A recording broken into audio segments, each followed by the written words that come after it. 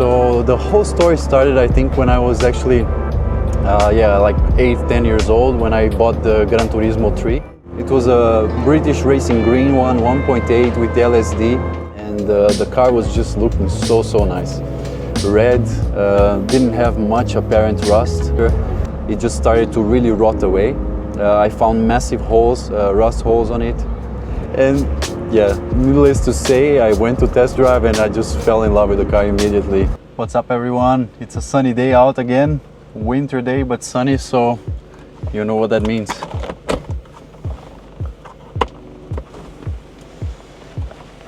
Whoop, let's catch that little problem with the roof.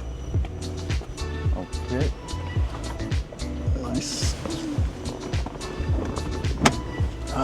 All right, I have a new setup with a hat actually. So I'm gonna try this point of view this time. Let's see how it works. Okay guys, maybe you can see the hat. I hope it works. I can still see my eyesight and it should be on a good point of view. So I also have a new upgrade in terms of the foot cam. I put here my phone. I don't know if you can see that down here. Let me put it on the movie mode. 0.5. There we go. All right, I'm just gonna lock the focus on the pedal cam and start the video here. Boom. All right, let's go for a drive.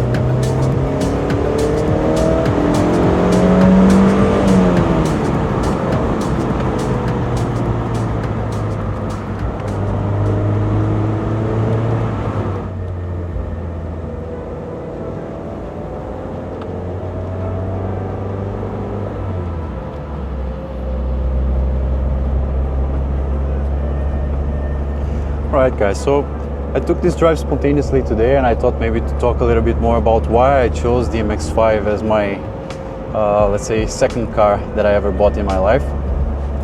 So the whole story started, I think, when I was actually, like 8-10 years old, when I bought the Gran Turismo 3. Actually, my dad bought it for me for the PlayStation 2. And I actually, I just started the career, I think, with a Honda Jazz, yellow one, and it was those like front wheel drive races. And then the first car that I managed to buy as a rear wheel drive was the Mazda Miata. It was an NB, it was a black one, just like this car. But this one's an NC, that one was actually an MB. I think back then in Gran Turismo 3 there wasn't even the NC back at that time. But it was, like, to me, very interesting because it was a cheap car on the video game as well, and it was very lightweight, and the tuning opportunities were very, very broad. So I started like really enjoying that little car on the game, and I realized that better than to buy a new car. It was just better to upgrade the Mazda. It was a great platform. So I put the ECU chip, I put the exhaust, then I put better tires, better brakes, yeah, better cooling. At some point I remember I added a turbo, and I was still like beating the career like every race only with my little Mazda. At some point I was racing much more powerful cars, Skylines, Supras, yeah, like you name it, and I was still managing to win the races with the little Mazda, my black little Mazda. And that kind of like, that experience really stuck to me. Like I really thought like, wow, how can I like be with a very humble little car here and be winning the races from much more powerful cars. And I think, yeah, just like the feeling of driving that car, even on the video game, even on that stupid little joystick of PlayStation 2, where I was, I think, playing only with the arrows, not even with the joystick itself. It was already a very balanced car. I could feel the car through the corners. It was really nice. Yeah, fast forward like, I don't know how many years, almost, yeah, 15 years. I am now actually, I was living in Europe, starting to live in Croatia, and yeah, I was 1 year here already, and I was yeah, finally having a little bit enough money to buy a car. It was winter time. I was really tired of getting the bus every day to go to work on the snow. Sometimes there was snow and everything, so I was really like excited to buy my first car with my own money. And I was really looking into an NB. I found few of them here in Croatia. They were, most of them, very yeah, very rusty. As you probably know, the NB platform, especially the NA and NB, are very rust prone, and they're already very old cars, let's say more than 20 years old, so very prone to being rusty. And as myself, there with 8 years old, as an enthusiast, I was tuning my cars, and that's what happened also in real life with the NBs, with the Mazdas, in general the Miatas.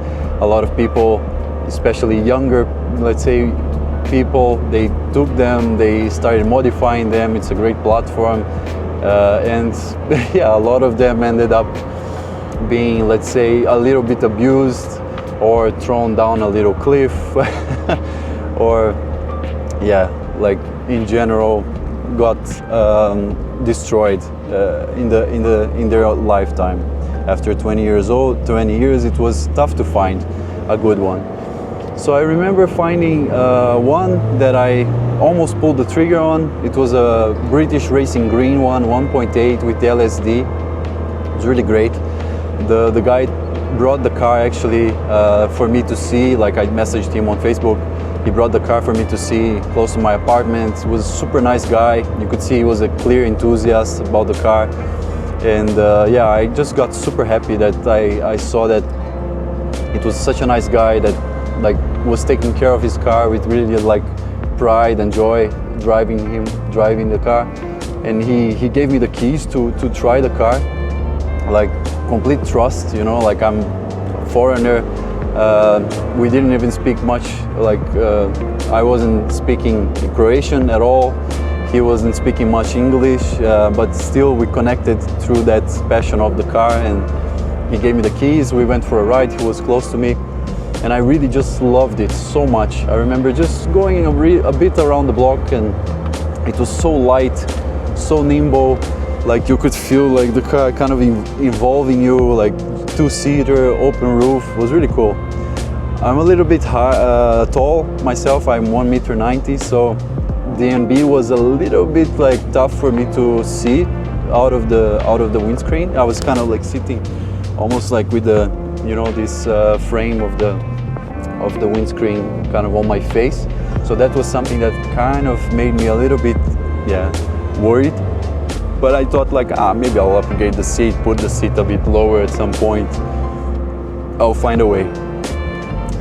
Yeah, so fast forward 1 week, I told him I wanted to buy the car, but he stopped replying at some point, and I got a little bit like upset. Like I was like, oh my God, something maybe happened. It was a strange feeling because we were really talking a lot, and yeah, I got a message actually from his girlfriend. He was basically, yeah, she told me that he had passed away on a motorcycle accident. So that was really, really rough, like really, really sad.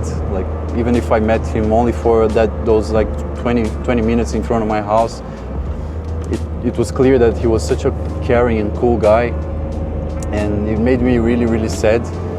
She told me that yeah, they were gonna basically keep that car in his honor and just drive it, take care of it. So I basically was again back to searching for a car. Happy that the car was gonna keep in the family and keep his spirit alive. But yeah, I was back on searching the cars, and then yeah, one actually guy that lives here in Croatia, lives in Zagreb. He was constantly buying and selling sports cars, Japanese sports cars, and he messaged me and he said, look, I might have a car for you. And it was a Suzuki Swift, and I had never honestly like considered it at all.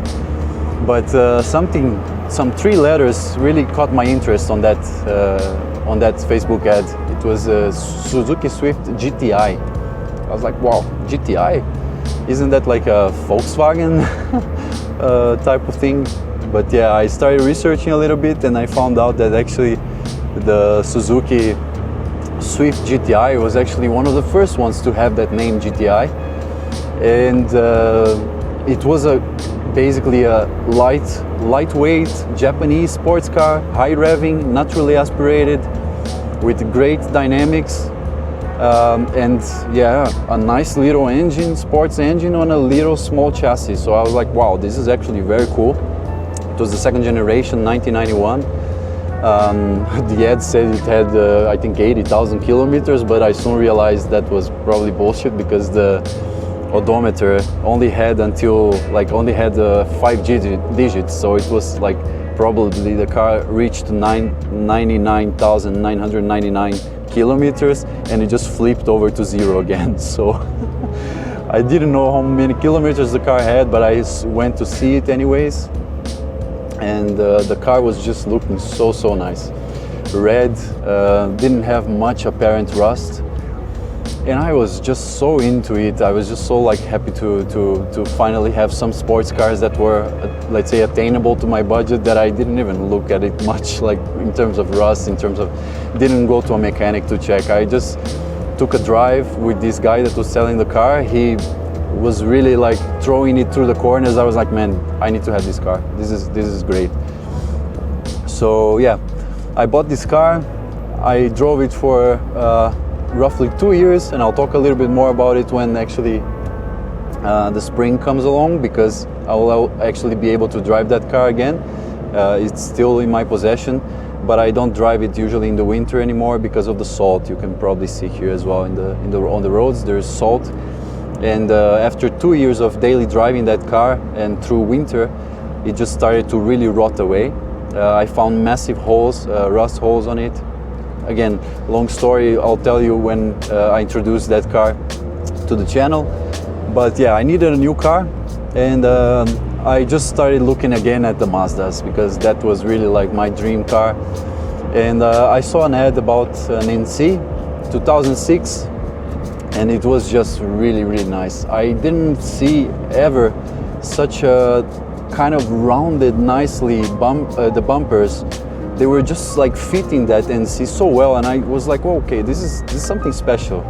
And I just saw on the description of the ad that the car had Mazda speed bumpers, and I started researching a little bit. It was actually super rare kind of bumper kit that was installed by the dealers on the first years of the NC1. And this car actually came to Croatia as the, let's say, dealership, how to say that, like the showroom car. And so the guy, the dealership owner, installed the Mazda speed kit on it with the bumpers, and the car was just so pretty, so pretty. It had the 6-speed, had the LSD, it had the soft top, which I really love, and it was black with 2.0 engine. I was like, wow, this is great. If I go test drive it, I'm gonna buy it. And yeah, needless to say, I went to test drive and I just fell in love with the car immediately, just by like throwing it around a little bit like this. The car was working great. Like first owner, was like 140,000 kilometers. It was just perfect. So yeah, now fast forward 1 year, I have this car, and I can safely say like it was great choice. It was the best choice I could have had, because like the Mazda is so great to learn about driving dynamics. It's such a light car and not so crazily powerful, so you can really, you know, build your skills in a more safe environment than if you get, like, for example, a BMW with more than 200 horsepower. This car has a huge focus on the driver engagement, Jinba Ittai, how they called it in Mazda. So it's the driver, or the man and his horse in that analogy that they made, which is basically just like you become one with your car, with your animal, and that really speaks like loads when you drive the car at first, like, because the steering wheel, the gear shift, the accelerator, you know, the chassis, everything that you, let's say, interact as a driver is just perfect. It's just so thought through to make the driver engagement a priority. And I feel like this is so missing in cars. Like, the act of driving itself is what should matter, not the speeds, not the, I don't know, the performance of 0 to 100, or the Nürburgring laps even. Like, it just got into a point that it's too much. Like, and I feel like we're just losing that touch with what actually makes driving fun, you know? It's the feeling of like going down the road and seeing how the asphalt translates into the steering. It's actually, you know, throwing that next gear, doing some, you know, rev matching, feeling that engagement with the gearbox is like just throwing the car a little bit to the side and feeling that a little bit of body roll, you know, getting that fun corner ability and controlling that car through the hydraulic steering. With the pedal as well, with the accelerator, you can just like slowly start slipping the rear end with, like, it's just so communicative, you know? And I feel like this is just like, it's really the best car that I've ever driven in that regard. And I've driven some like really nice cars. I've driven a Subaru WRX 2011 that my dad had for a few years. I've driven some Porsches. I've driven like, yeah, just like some BMWs as well. It's just like, I don't know, I've never had any kind of connection with the car just like I have with this one. And I would just say, like, if you're considering maybe a Mazda, if you like this kind of driving that is not about speed, it's not about beating your friends on a road or being the fastest guy, it's just by having fun and just feeling one with the car, I would really recommend it. It's a great car to learn driving in. It's a great car to upgrade. I'm making some upgrades on mine, like I'm slowly gonna, I think, put some lowering springs when I get to a better, let's say, performance driving level. I'm probably gonna put some exhaust manifold on it as well, that I bought it recently, so I'm gonna install it. You know, slowly building up your skill and building up your car to the way that you love, to the way that you feel like you're more engaged, and just having fun, having a blast, you know. Going out on a nice day. It's a winter day with sun. I can put the heated seats on, you know. It's just like so wonderful. You get the most out of that, the smells of the road, the noises, and it's just fun. There's a video from Mighty Car Mods that they are talking with one of the lead engineers of Mazda in Japan, and the guy basically says like, yeah, the RX-7, their initial creation is a very serious car. It's a car that you drive and you're really like here, you know, engaged and serious about speed. But the Mazda, the MX-5, it's about fun. It's about like smiling and just like having a blast, enjoying the day, and yeah, just really getting those kilometers and those miles under your belt. So just thought to share that a little bit with you guys. I really plan a lot of stuff with this car and a lot of drives ahead, a lot of modifications, and just enjoying the spirit of the Mazda Miata. So yeah, thanks guys for watching. Stay tuned for more. Subscribe if you haven't already. I'm really happy to be sharing these experiences with you guys. So cheers. See you on the next one.